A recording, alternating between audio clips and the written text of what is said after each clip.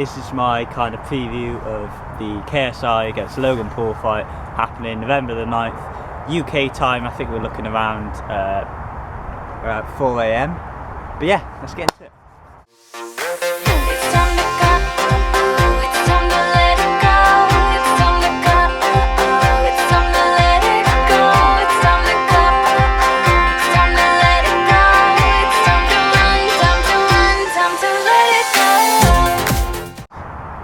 Looking for horses, because sometimes horses like walk past here. Right, this is a little disclaimer before we actually get into like the analysis and everything. I don't claim to be a boxing expert, but I have been to the two previous kind of YouTuber fights, because that's what they were. Obviously this one now is a pro fight, as Eddie Heard says, well, as everyone knows by this point.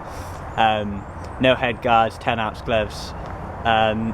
So yeah, but obviously, you know, seeing the two fighters before, I think I've got a decent enough knowledge to kind of talk about this kind of thing. I mean, that's why I'm making a bloody video. We're going to start with the build-up to the fight. Now, the previous fight, which obviously ended in a draw, was in August 2018. So, yeah, I didn't think this fight was going to happen until Eddie Hearn, president of Matchroom Boxing, comes in, pumps a load of money into this, makes it serious. He's like, right, we've got no YouTubers on the undercards. We've got some proper fighters in there, like Joe-Saunders.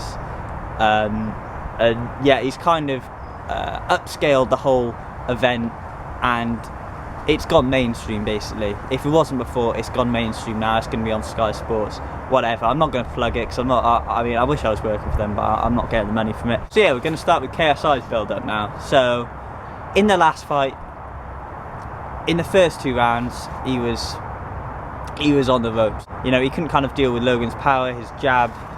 Logan had the reach on him, so it was only when Logan kind of gassed out, and you know, he could finally get inside, utilise his stamina, and then maybe if there'd been an extra round in the fight, KSI would have won. But in the build-up to this, KSI has gone on a music tour, so I'm not sure how much that'll play into things. Obviously, it's not ideal. Realistically, if you're on tour, you're not going to have the best training. Like, you're just going to be going from place to place, trying to find a random gym to train in. The food's not going to be great. You at times just going to be grabbing what you can. You know, maybe he's had chefs on the way and stuff, but more than likely it's not.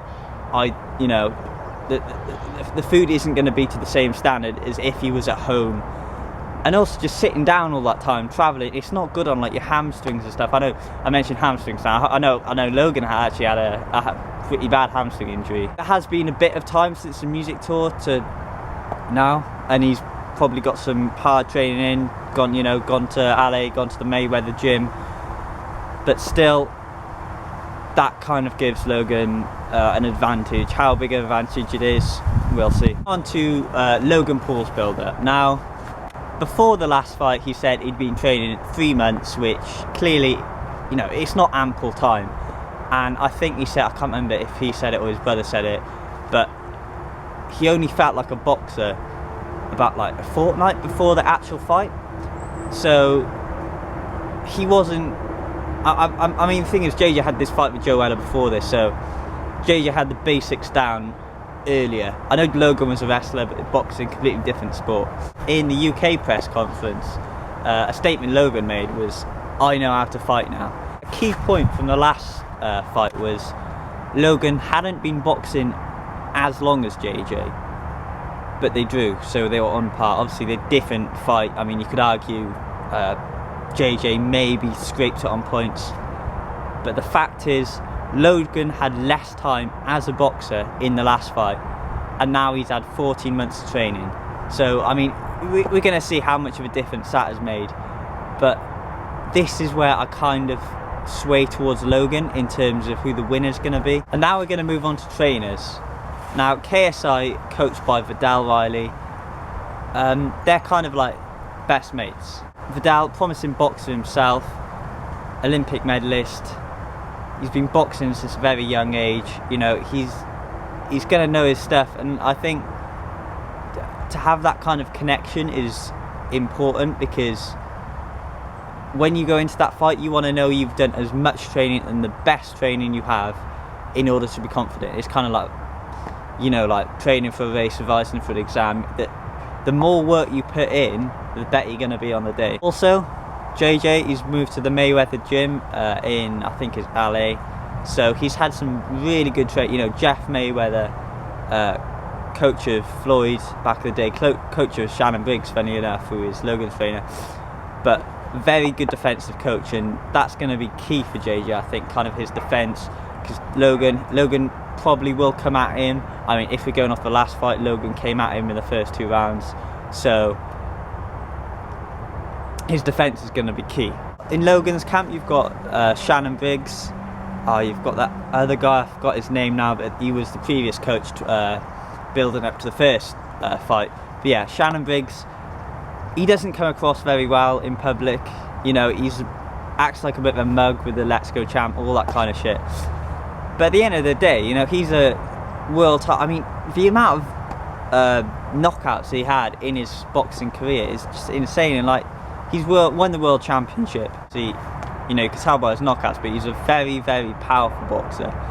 And in terms of the physique of both boxers, Logan Paul resembles Briggs more. So you'd think that's kind of a perfect fit in terms of who's been coached by who. And I think, you know, last time Logan was vegan. I'm not sure how much that comes into play, but Shannon knows what kind of not only what kind of punching techniques to use in terms of getting the heavy hits, but what kind of diet as well. Like, you got to think about that. Like, what's he going to be eating to be, you know, to get those hard punches in, especially, you know, with no head guards. That's another reason why I think Logan kind of has the advantage, because in the first 2 rounds of the last fight, Logan was hitting all the was you know, he's getting all the heavy hits. He had the jab, and with a head guard on compared to without a head guard, that's going to make a hell of a difference. You know, JJ's not going to be able to take that kind of punishment.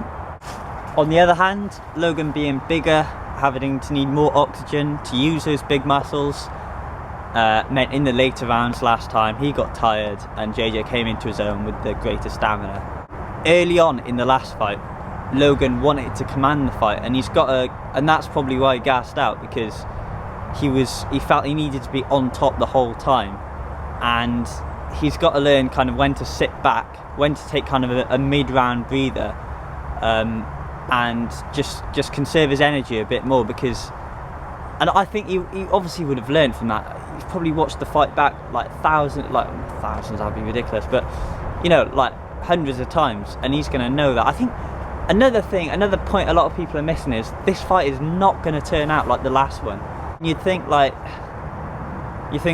Logan's going to take it in the first 2 rounds, and if he doesn't, JJ's going to get him in the later rounds. Well, they'll have gone over this. You know, like, they're not just going to have the same game plan. It's going to be completely different. Like, obviously, Logan's a bigger guy. He's got the better fast twitch fibers. JJ slow twitch fibers. You know, if you want to get into that science, I don't know too much about that, but you know, you can't just say it's not just going to be a repeat, if you know what I mean.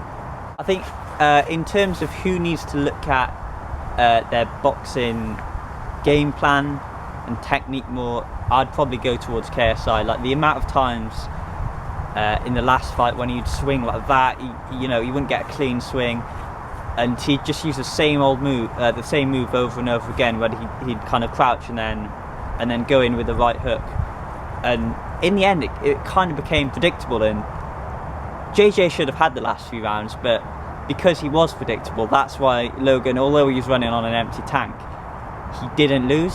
So that's going to be a big flipping hell. Jesus, just got attacked by a fly. If you're talking about this as purely kind of an attack versus defense, so Logan would be the aggressor, and you can expect JJ to be the more defensive. But then again, like, who knows? It's been such a long time since the fight, and the amount of training and kind of going over previous clips they would have done, you know, it's harder to predict. I think the thing is, it's going to be harder to predict than a lot of people think. Right, so now we're going to go into the mental side of the fight, and in terms of this, In terms of the last fight, mentally, Logan had a massive disadvantage. You got to think, he was flying in from the US, he was jet lagged. You had the UK London press conference where everyone was, you know, Team KSI, and you know, he just walked out. He just left. He had enough. So now the roles are reversed. It's in the Staples Center. It's in LA, which oh sorry, my trim was dead. Put the cap back on, but no. It's in the Staples Center. It's in Logan's home kind of, you know, home state, and I'm not sure in terms of the crowd. I know you'd kind of think, oh, it's in the US, so it favour Logan in terms of the crowd, but I kind of think it's going to be a 50-50 split, because I know a lot of people, because of controversies in the past, that well, I don't know a lot of people, but I imagine a lot of people that in the US are still KSI fans, because if you look at it, KSI is a more established YouTuber. He's been going since, this is like 2009 or something, whereas Logan, he's built his fan base off obviously the crazy vlogs, but before that it was Vine. And I mean, can you have a fan base of Vine? Can you name anybody who's loved from Vine? I don't think so, but from YouTubers, I mean, JJ has got a lot of respect in not just the YouTube game, but like the whole social media, the whole internet. So I think there's not much for JJ to worry about in terms of fan, in terms of support he's going to get. But at the same time, Logan having like home comforts, not having to travel as far. Well, you know, it's basically on his doorstep. Like, being at home makes such a big advantage, and more than I think a lot of people will realise. The pressure is going to be on, but then again, is it going to affect either of them?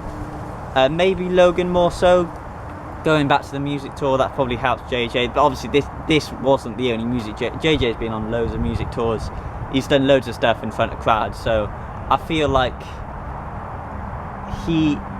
his part of the brain that is kind of gets nervous towards that is just non-existent. Logan maybe a bit more so, but then again, you've got to remember, these two guys are entertainers. It's what entertainers, so it's what they've done for a job. So you'd think, compared to the average person, they'd be a lot better at dealing with the kind of pressure and all the eyes on them, not just in the stadium, but like, you know, everybody online as well. They're used to it. And then finally, something I want to touch on is the confidence that both fighters are kind of displaying in interviews, podcasts, whatever. I find it's very hard to kind of read into that stuff, because obviously you're going to be confident, but I think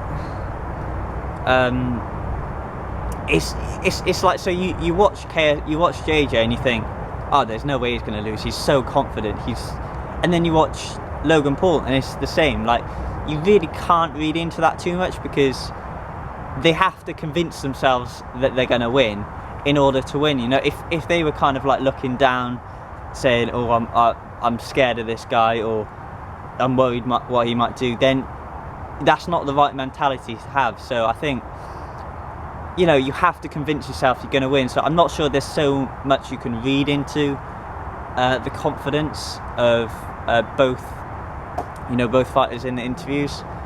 So yeah, I mean, at the end of the day, someone's going to win and someone's going to lose. I'm almost certain it's not going to turn out like a draw again. And the person who does lose is going to get hit hard because of all the stuff they've said building up to the fight. Someone's going to look delusional. At the end of the day, yeah, that's the key word. They're going to look delusional. Right, and now we come to the kind of only conclusive question about the fight is, am I excited? Yes, I mean, you can be like, oh, you're 21 years old, Haz. Like, shatter. Like, shatter?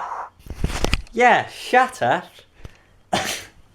No, yeah, basically, I had a 4 gig memory card. I think it was like 4 gig or something. But yeah, I basically couldn't intro and outro the video. So, this is the intro. No, this is the outro, sorry. What? Oh my god, I haven't done this in ages, you can tell. But yeah, so Now we come on to my prediction. Now, I'd like KSI to win, but I think Logan Paul's going to win. And I think it's going to be close. I'm not even sure there's going to be a knockout. But yeah, that's my prediction. Then again, I wouldn't be surprised if KSI wins. I mean, that's why we're watching. We don't know. We do not know. And that's why everyone's gassed. Gassed. Yeah, so, thanks for watching. Like the vid. Leave a comment if you want. Yeah, see you in the next one.